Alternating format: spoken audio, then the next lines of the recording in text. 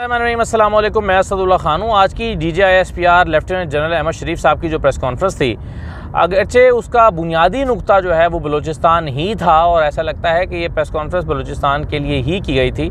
लेकिन ज़ाहिर है जनरल फैज़ और इमरान खान का जिक्र तो होना ही था, सवालों की शक्ल में हुआ और उसका जवाब भी आया। कुछ लोगों ने ये तासुर लेने की कोशिश की है या तासुर लिया है कि इमरान खान के हवाले से कोई सख्त मौक़िफ़ इख्तियार नहीं किया गया इस मरतबा, और शायद उससे वो ये अख़ज़ करने की कोशिश कर रहे हैं कि फ़ौज और इमरान खान के दरमियान चीज़ें जो हैं वो कुछ बेहतर हैं। मेरा नुक्ता नज़र इससे थोड़ा सा मुख्तलिफ है। उसकी बुनियादी वजह एक ये भी है कि इमरान खान ने जो आज गुफ्तगू की है सहाफ़ियों से, वो कुछ और पता दे रही है। आप देखिए कि एक तो लेफ्टिनेंट जनरल अहमद शरीफ साहब की DGISPR की जो प्रेस कॉन्फ्रेंस है, जैसा कि मैंने कहा कि बुनियादी तौर पर यह प्रेस कॉन्फ्रेंस बलूचिस्तान के मौजू पर ही थी, क्योंकि बलूचिस्तान एक हसास मामला बना हुआ है।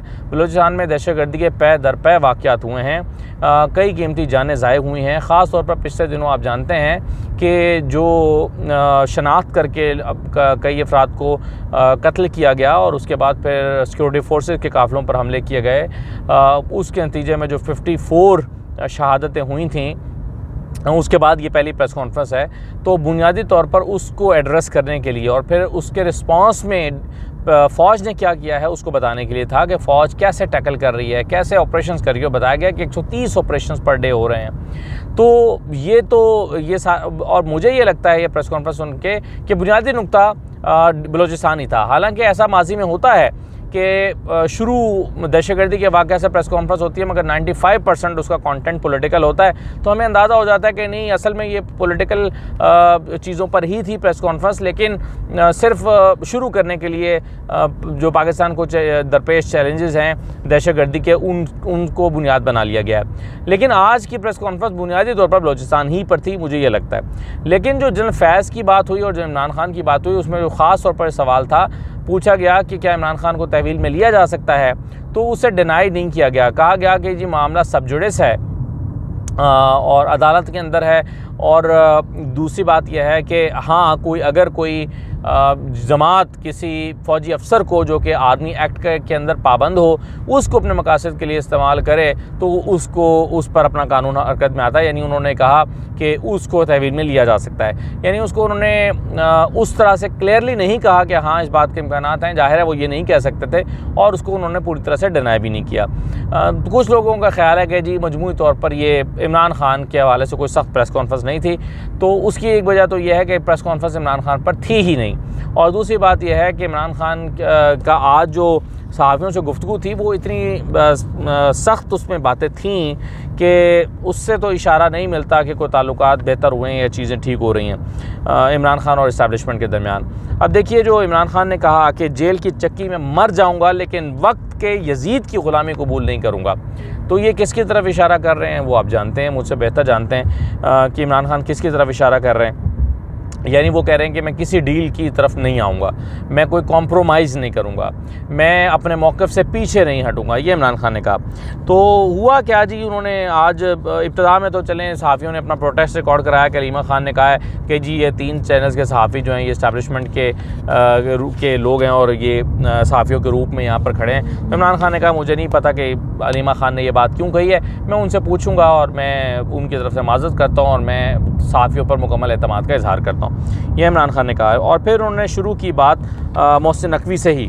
उन्होंने कहा कि जी पाकिस्तान क्रिकेट टीम के साथ डिज़ास्टर हुआ है और मोहसिन नकवी का नाम अखबारात में नहीं पब्लिश हुआ। दुनिया में हमारा मजाक हो रहा है कि बांग्लादेश ने हमें फेंटा लगा दिया है, इससे नीचे हमारी क्रिकेट नहीं गिर सकती। यानी मोहसिन नकवी को उन्होंने तनकीद का निशाना बनाया। फिर उन्होंने कहा कि मोहसिन नकवी के पास कोई तजर्बा नहीं, उसके पास कोई काबिलियत नहीं, उनको ऊपर लाया गया जिन्हें चेयरमैन PCB बनने का शौक़ है। मोहसिन नकवी की सिर्फ ये काबिलियत है कि उसे जनरल आसिम मुनीर पसंद करता है, ये उनकी सिर्फ काबिलियत है। फिर उन्होंने कहा कि बानी पीटे ने कहा कि यानी इमरान खान ने कहा कि इस मरतबा भी मुल्क में तारीख की सबसे कम सरमायाकारी आई, हुक्मरान कर्ज़ पर कर्ज़ लिए जा रहे हैं, जिससे महंगाई का नया तूफ़ान आने वाला है, जबकि ऊपर बैठकर फैसला करने वालों के अरबों डॉलर बैरून मुल्क हैं। फिर वो कहते हैं कि आज बता रहा हूँ कि मुल्क इनकलाब की जानिब जा रहा है। उन्हें 8 फरवरी के खामोश इनकलाब से जाग जाना चाहिए था। ये लोग अब सुप्रीम कोर्ट का बेड़ा गर्क करने लगे हैं कि इलेक्शन फ्रॉड सामने ना आ जाए। तो यानी इमरान खान ने इकोनॉमी की बात भी कर ली, सुप्रीम कोर्ट की बात भी कर ली, फिर क्रिकेट की बात भी कर ली और इनकलाब की बात भी कर ली। उन्होंने कहा कि खामोश इनकलाब मुल्क में आ रहा है। फिर उन्होंने कहा कि पाकिस्तानियों से ने गुज़श्ता 2.5 साल के दौरान दुबई में तारीख़ी सरमायाकारी की है। फ़ैसला करने वालों के पास ना अक्ल है और ना उनके पास अखलाकियात हैं, इससे अहमकाना फ़ैसले नहीं देखे। ये इमरान खान ने कहा। फिर उन्होंने कहा कि डॉक्टर यास्मीन राशिद 75 साल की औरत और कैंसर सर्वाइवर हैं, लेकिन उसे भी जेल में रखा हुआ है। मुझे सबक सिखाने के लिए 7 माह से बुशरा बीबी को भी जेल में डाला हुआ है। उन्होंने कहा कि मुझे बताया जा रहा है कि ताकतवर के सामने खड़ा होने की जुर्रत कैसे की। ये मुझे बता रहे हैं कि साइफ़र के सामने क्यों खड़े हुए। जेल की चक्की में मर जाऊंगा मगर वक्त के यजीद की ग़ुलामी कबूल नहीं करूंगा, ये इमरान खान ने कहा। फिर उन्होंने कहा कि 8 सितंबर को कौम अपनी आज़ादी के लिए बाहर निकलें, क्योंकि ये आपको ग़ुलाम बना रहे हैं। आप जजेस को धमकियां दे रहे हैं कि सरगोदा के जज को उठाकर ले गए, कभी ऐसा जुल्म नहीं देखा जो आज किया जा रहा है। इमरान खान ने कहा कि बलूचिस्तान में क्राइसिस बढ़ता जा रहा है। इमरान खान ने बलूचिस्तान की बात भी की आज। बलूचिस्तान में क्राइसिस बढ़ता जा रहा है। अगर खैबर पख्तूनख्वा में PTI ना होती तो वहाँ भी इतना ही क्राइसिस होता। इसका हल डंडे और बंदूकों में नहीं है। हल ये है कि मुंतखब लोगों को आगे आने दिया जाए। उन्होंने कहा कि बलूचिस्तान में पुतले बिठाने से मसाइल बढ़ गए हैं और हालात हाथ से निकल रहे हैं। अख्तर मेंगल बिल्कुल दुरुस्त कह रहा है, ये बहुत ख़तरनाक हो रहा है। हमारी आंखों के सामने ईस्ट पाकिस्तान बना। मैं उस वक्त ढाका में अंडर-19 क्रिकेट खेल रहा था। फिर उन्होंने कहा कि इस वक्त मुल्क में डायलॉग की ज़रूरत है। NFC अवार्ड में बलूचिस्तान को जो रकम मिलती है वो नीचे पहुंचती ही नहीं। इस मसले का हल ये है कि वहाँ पर लोकल बॉडीज इलेक्शन कराएं और ऊपर वालों का पैसा नीचे ही नहीं जाता। वहाँ पर गुर्बत है। मुल्क भर में लोकल बॉडीज़ इलेक्शन की ज़रूरत है। और फिर उन्होंने कहा कि जी मैं जब हमारी हुकूमत आएगी तो फौरी तौर पर लोकल बॉडीज़ इलेक्शन कराएंगे। ऐसा लगता है कि इमरान खान साथ साथ प्लानिंग भी करते हैं कि जब उनको हुकूमत मिलेगी तो वो क्या करेंगे, और उसका जो है ना वो लोग यानी लोकल बॉडीज़ तक की इलेक्शन की उन्होंने बात की। उन्होंने कहा कि इंशाल्लाह जब हमारी हुकूमत आएगी तो हम ये लोकल बॉडीज़ इलेक्शन कराएंगे। फिर उन्होंने कहा कि हमें कहते हैं कि कलअदम तहरीक तालिबान पाकिस्तान यानी TTP हमारी वजह से है, तो फिर कलअदम बलोच लिबरेशन आर्मी बलूचिस्तान में किसकी वजह से है। उन्होंने कहा कि दहशतगर्दी पर अब ये क्रॉस बॉर्डर टेररिज्म का कह रहे हैं। आपने वहाँ जाकर दहशतगर्दों TTP पर हमले भी किए। ये सारे बहाने हैं। दहशतगर्दी ख़त्म करने के लिए 3 डायमेंशंस होती हैं, इंटेलिजेंस, डायलॉग और फिर ऑपरेशन। लेकिन अब 2004 से दहशतगर्दी ख़त्म करने के लिए ऑपरेशन कर रहे हैं। अब तक कितना फ़र्क पड़ा।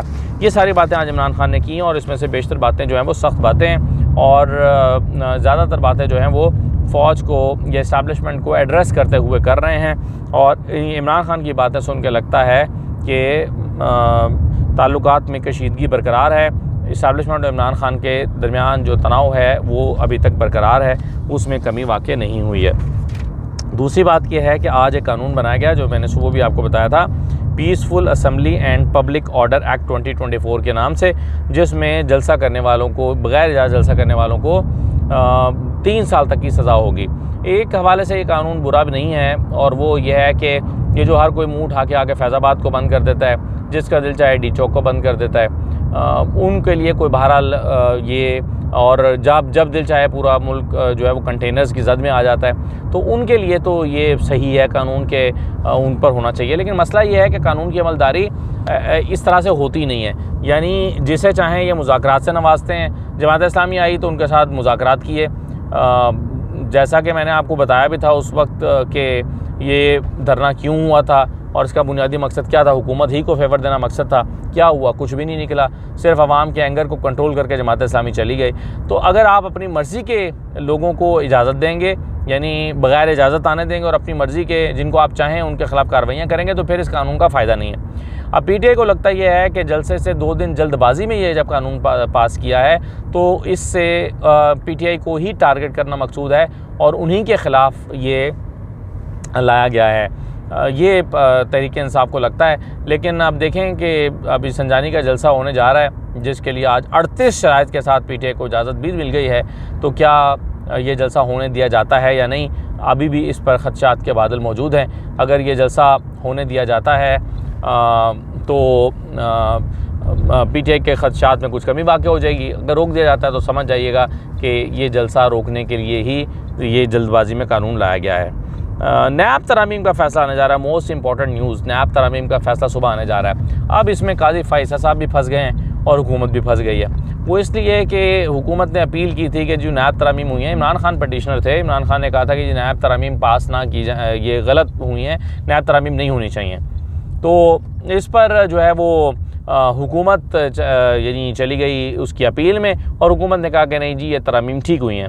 अब अगर तो ये तरामीम हुकूमत की दरख्वास्त यानी कि मान ली जाती है, तो सोचें कि अगर ये तरामीम नैब की हो जाती हैं यानी मंजूरी रहती हैं, तो फिर इमरान खान को भी फ़ायदा होगा 190 मिलियन पाउंड केस में। यानी उसको इस नैब तरामीम में कहा गया है कि अगर कोई शख्स कोई कैबिनेट ही फ़ैसला करती है या हुकूमत के फ़ैसले को कैबिनेट का तहफ़्फ़ुज़ हासिल होता है, तो उसको फिर पूछा नहीं जा सकता, फिर वो कैबिनेट का फ़ैसला है। तो फिर ये 190 मिलियन पाउंड केस जो है ये तो कैबिनेट का फ़ैसला हुआ, तो इसमें फिर इमरान खान जो है वो ये जो है वो इस नैब तरामीम नैब के केस से निकल जाएगा ये मामला, तो इमरान खान को भी फ़ायदा हो सकता है। अच्छा, अब काजी फ़ैसल साहब पर यह तनकीद हो रही थी कि भाई आप बाकियों पर तो तनकीद करते हैं कि फ़ैसला जल्द सुनाओ, आवाम के फंडामेंटल राइट है कि उसको फ़ैसला जल्द दिया जाए, तो ये फ़ैसला 5 जून से क्यों रख के बैठे हुए हैं? 5 जून को फ़ैसला महफूज हुआ और आज तक रख के बैठे हुए हैं, और शॉर्ट ऑर्डर भी नहीं दे रहे थे। शॉर्ट ऑर्डर तो कम से कम देना चाहिए था। तो काजी फ़ैसल साहब पर भी दबाव था। अब काजी फ़ैसल साहब क्या फ़ैसला देते हैं? अगर तो ये फ़ैसला आता है कि हुकूमत की दरख्वास्त मान ली जाती है, तो फिर इमरान खान को फेवर मिलेगी और ज़ाहिर है बाकियों को तो मिलेगी। यानी जरदारी साहब को, पीपल्स पार्टी के बहुत सारे केसेस ख़त्म होंगे, PMLN के बहुत सारे केसेस ख़त्म होंगे, उनको तो फेवर मिलनी है, लेकिन साथ में इमरान खान को भी फेवर मिल जाएगी। तो ये एक परेशानी की बात हुकूमत के लिए है। और अगर ये दरख्वास्त मुस्तरद हो जाती है हुकूमत की और तरामीम नहीं होती नैब तरामीम, तो फिर उसमें मसला ये होगा कि फिर जो नवाज को शरीफ फैमिली के और जरदारी साहब के जो केसेस हैं और जरदारी ख़ानदान के केसेस हैं, वो केसेस फिर बरकरार रहेंगे। तो अब यहाँ पर आकर दोनों फंस गए हैं। काजी फ़ैसल साहब भी इसीलिए होल्ड किया था। इमरान खान तो पहले से कह रहे थे कि ये इसलिए होल्ड करके रखा हुआ है इतने अरसे से फ़ैसला कि ताकि मुझे 190 मिलियन पाउंड केस में सज़ा हो जाए, सज़ा होने के बाद फ़ैसला सुनाया जाए।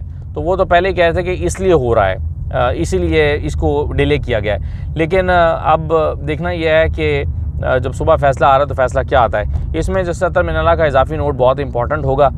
मेरा ख़्याल है कि जो इजाफी नोट वो लिखेंगे वो ख़बरों की ज़ीनत बन सकता है और वो टॉक ऑफ द टाउन होगा, तो ये इम्पॉर्टेंट है। एक चीज़ और हुई है, और वो ये हुई है कि ये जो कराची में यूनिवर्सिटी के सिंडिकेट ने फ़ैसला दिया था जैसे तारिक महमूद जहांगीरी की डिग्री के ख़िलाफ़ के हवाले से कि जाली डिग्री है या डिग्री ठीक नहीं है और सिफारिशात की थी, तो उसको आज सिंध हाई कोर्ट ने उड़ा दिया है। सिंध हाई कोर्ट ने फ़ैसला मुअत्तल कर दिया और कहा है कि ये बेसिकली ये इख्तियार सिंडिकेट के पास नहीं है। वैसे भी ये एक ऐसे पॉलिटिकल बॉडी होती है जो हमें पता है कि सियासी बुनियादों पर लोग भर्ती होकर आते हैं इसमें, और दाव लगा होता है लोगों को, सिंडिकेट के मेंबर बन जाते हैं। तो कहा यह गया है कि एक जज की डिग्री के मामले की जांच पड़ताल ये सुप्रीम जुडिशल काउंसिल के दायरे-कार में आती है। यानी सुप्रीम जुडिशल काउंसिल को देखना चाहिए जज की ने अगर जाली डिग्री की बुनियाद पर वो जज बन गए हैं, ये मामला एक सिंडिकेट नहीं देख सकता। तो वो सिंडिकेट के फैसले को तो कलअदम करार दे दिया गया है। तो तारिक महमूद जहांगीरी साहब के हवाले से जो प्रोपेगेंडा हो रहा था उसको वो दम तोड़ गया है, या प्रोपेगेंडा तो शायद दम ना तोड़े, प्रोपेगेंडा तो चलता रहेगा। लेकिन बहरहाल वो जो एक सिंडिकेट ने बड़ी एक ख़बर को ब्रेक किया था या ख़बर जनरेट की थी कि जी हो जाली डिग्री को जाली करार दे दिया गया है, वो मामला वहीं पर दब गया, ज़मीन बोस हो गया। ये थी जी कुछ चीज़ें। अब देखते हैं कि कल सुबह 9:30 बजे फ़ैसला क्या आता है। इजाज़त दीजिए, अल्लाह हाफ़िज़।